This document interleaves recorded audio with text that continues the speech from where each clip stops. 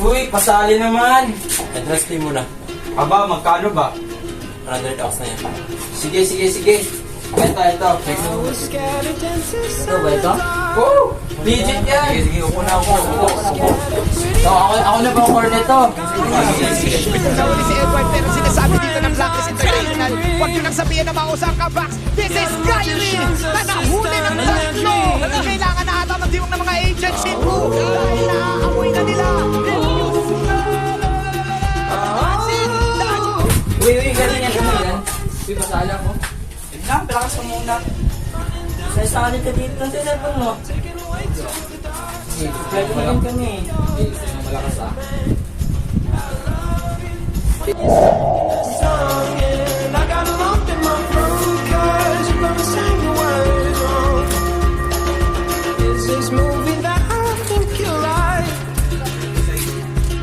Decides to quit his job and head to New York City. This cowboy's running from himself.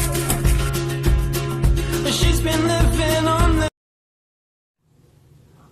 Spectacular day, everyone. I'm Ali Askemal. So, injury. Did you know that the most earthquake-related injuries result from collapsing walls, flying glass, and falling objects as a result of ground shaking?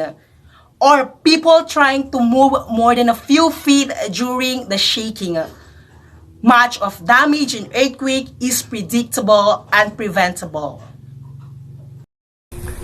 Destruction of property. Earthquake destruction begins with the earth's violent shaking that can rupture the earth, trigger landslides, and turn the surface of the earth to liquid.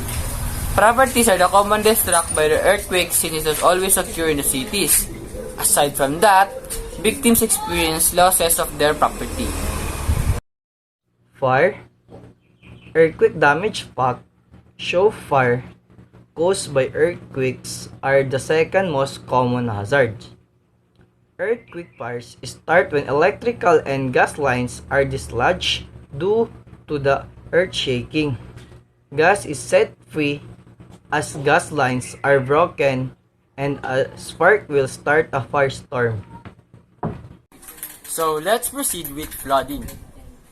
Did you know an earthquake can rupture or break dams or levees along a river? The water from the river or the reservoir would then flood the area, damaging buildings and maybe sweeping away or drowning people. Floods are the most frequent type of natural disaster and occur when an overflow of water submerges land that is usually dry. Floods are often caused by heavy rainfall, rapid snowmelt, or a storm surge from a tropical cyclone or tsunamis in coastal areas. Landslide and rockfalls. Strong earthquake, ground shaking greatly increases the likelihood of landslides and rockfalls, where landscape is susceptible to two types of ground failure. Tsunami. When a great earthquake ruptures the faulting can cause vertical slip that is large enough to disturb the overlying ocean, thus generating a tsunami that will travel outwards in all directions. And that is a tsunami. Next hazards related to the earthquake is liquefactions. Take place when loosely packed, waterlogged sediments at or near the ground surface lose their strength in response to strong ground shaking. Liquefunctions occurring beneath buildings and other structures can cause major damage during earthquakes. Ground shaking is a term used to describe the vibration of the ground during an earthquake. Ground shaking is caused by body waves and surface waves. As generalization, the severity of ground shaking increases as magnitude increases and decreases as distance from the causative fault increases. Tectonic earthquakes are produced by sudden movement along faults in plate boundaries. Earthquake induced by rising lava or magma beneath active volcanoes is called volcanic earthquakes. At present, Peebles operates 108 as of December 2020 seismic monitoring station all over the Philippines. Most earthquakes are tectonic earthquakes, which happen when the large thin plates of the earth crust and upper mantle become stuck as they move past one another. They lock together and pressure build up. When they finally release it, earthquakes occur. This is the evidence of line faulting across the world. Surface faulting.